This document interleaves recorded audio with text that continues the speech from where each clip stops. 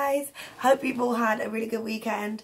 For those of you who don't know, I am Ange. I am one of an Instagram duo called Ange and Pri. So do check us out already if you don't already follow us. We have just started our YouTube channel, and I'm going to be doing this video today on You Are Engaged, Now What? For those of you who don't know, I am technically married, actually going on my hen in a couple of days' time to Vegas. Don't ask me why the weird order, I'll go on to that in this video. But we've got so many requests from you guys off our Instagram asking for kind of advice on wedding planning. I was the first of my good friends to get engaged, and therefore I kind of didn't have anywhere to start because I also have a small family and no one in my family's got married for a good couple of years now. So I kind of have to figure things out on my own. Luckily my fiance is really on it and he's really good, so he did a lot of it as well, but I thought I would help you guys out. So firstly, if you're watching this video and you've just got engaged, big congratulations.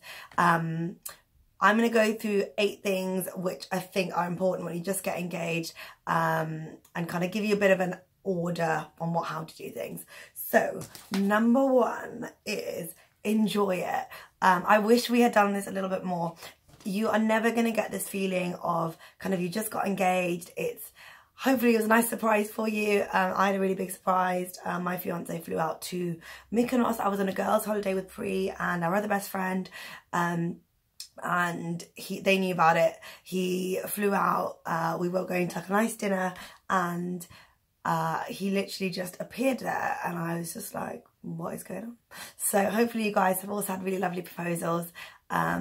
You're never going to get this moment back, so really enjoy it. It's about the two of you. It's about celebrating each other, celebrating the times ahead, getting really excited. I just remember feeling so overwhelmed, and you feel like you're just in such a bubble, and you just want to enjoy it. We got back from Mykonos and it was very much like, let's go on to wedding planning. Where do we go from here? And I kind of feel like we didn't really enjoy it, just ourselves and the bubble, as much as we should have. So do make sure that you take the time to do those things. And number 2, I was meant to be using this whiteboard, but I realised I have to write numbers backwards. So 2, yeah, 2. Sorry guys.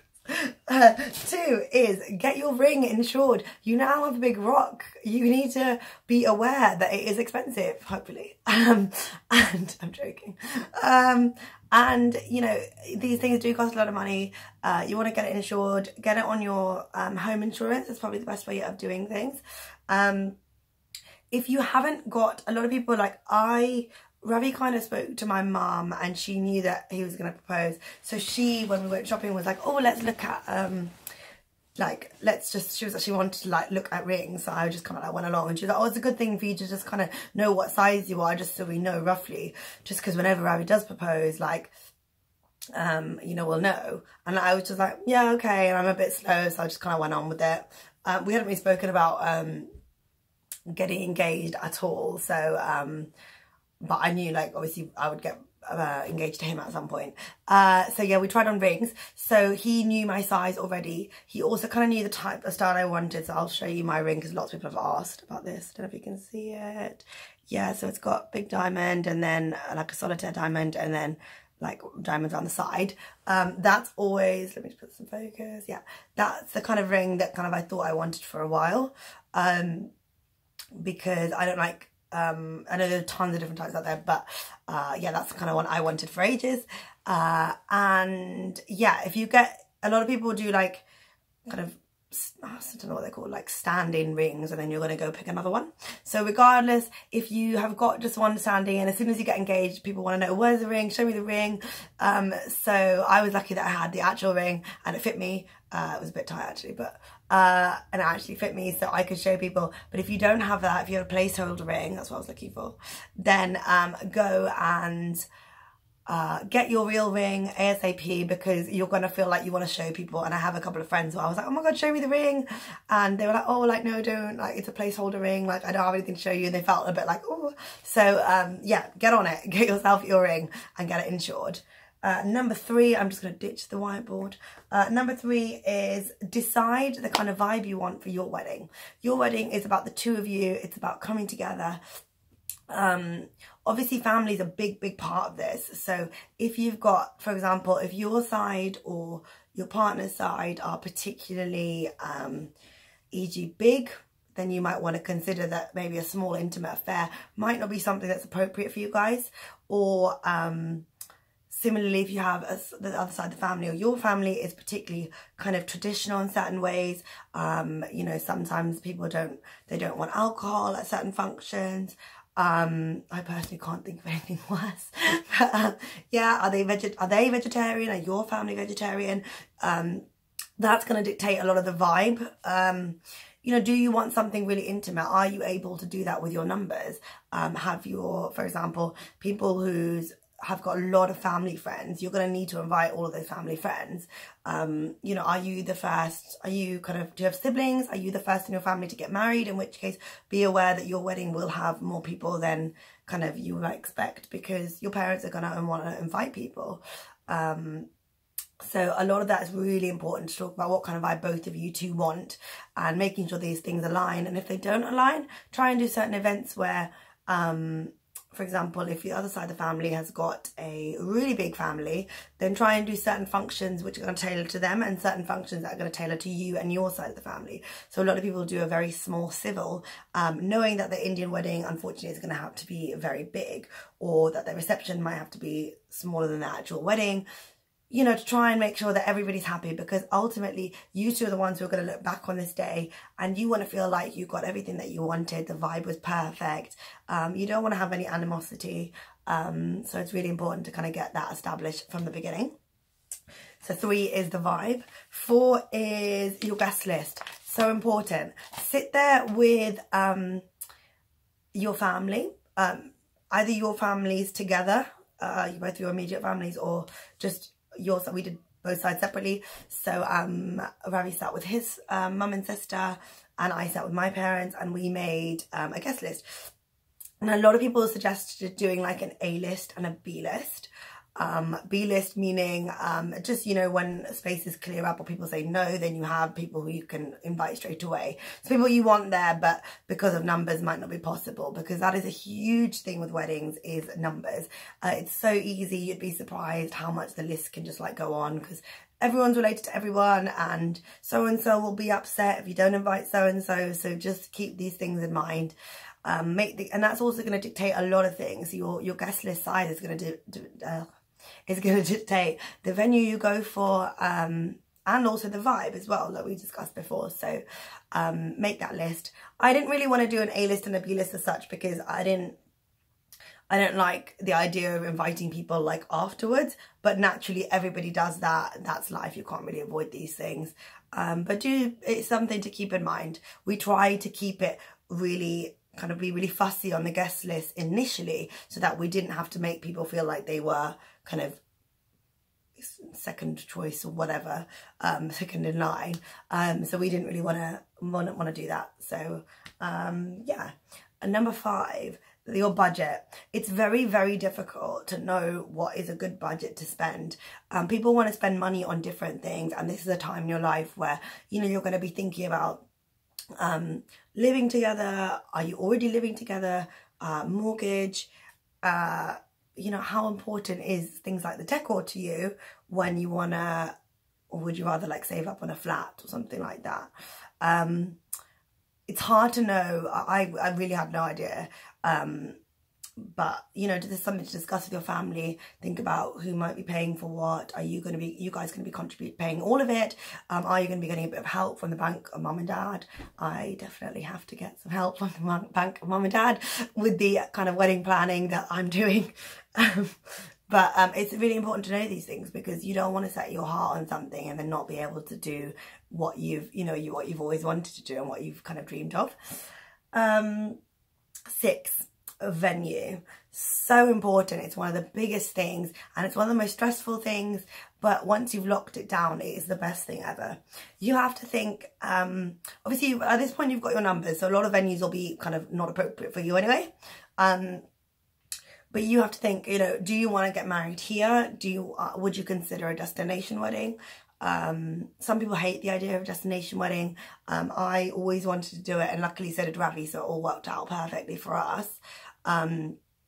But equally, you know, do you have members of your family that may not be able to come to a destination wedding and are, you know, grandparents, things like that, mobility wise, is the place that you're picking very far away? Are you going to lose a lot of guests in the process?